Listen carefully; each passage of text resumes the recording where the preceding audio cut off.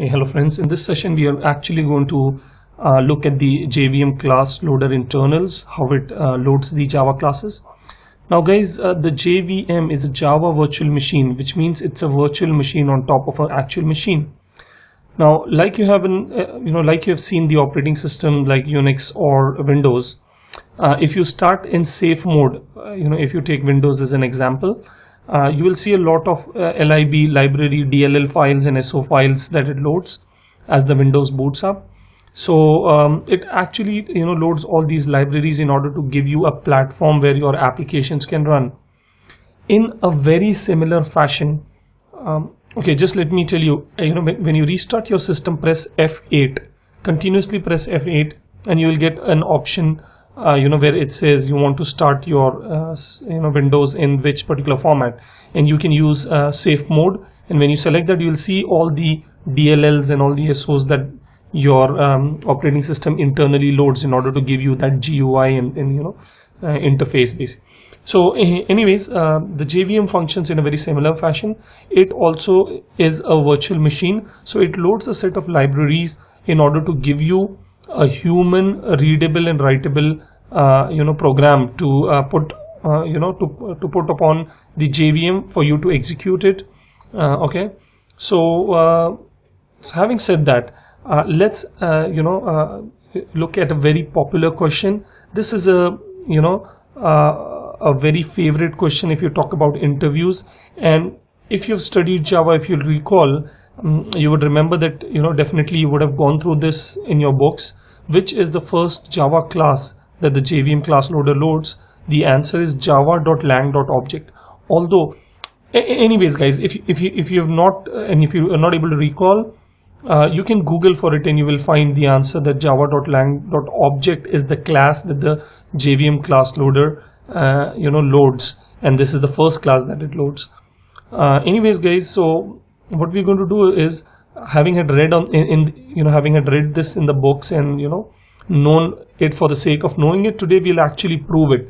We'll actually look at the class loader loading all these classes, and we'll see that java.lang.object is the first class that is being loaded. So guys, what you see here is a Java code, and it prints, first class gets loaded, and then it sleeps for a few seconds. So let me just simply run this Java code and show you the output as I see.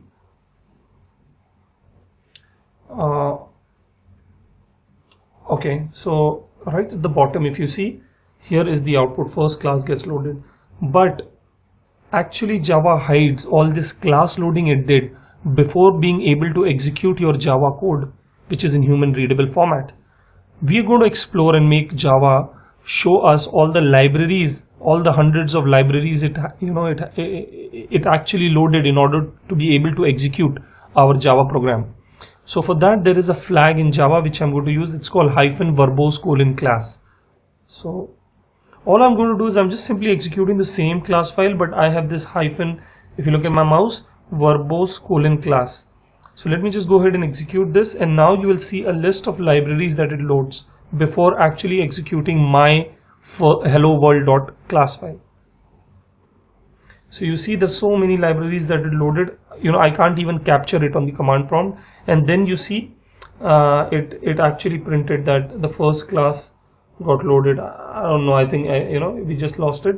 But anyways, let me just run again and show you. See here at the bottom, you see first class gets loaded, and it actually loads your hello world class if you look at my mouse, and then it is pausing for that particular time where we make the thread sleep, and then it completes the execution.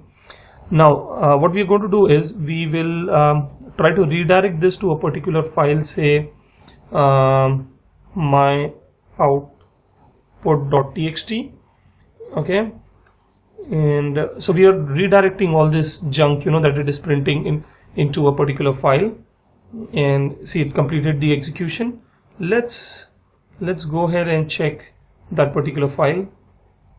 So here is the my output.txt, and if you open this, let's look at the first line where it says it is opening the rt.jar, which is under the GRE lib directory, and it is loading the java.lang.object. So you see this is the first class, and then it keeps loading so many classes, blah blah blah, all the APIs, but this is the first class that it loaded, hence proved. So hyphen verbose colon class, it's a very handy tool to show us, what the class loader is loading and unloading. Thank you guys, and if you have any comments around it, please feel free to share in the comment section below. Have a good day.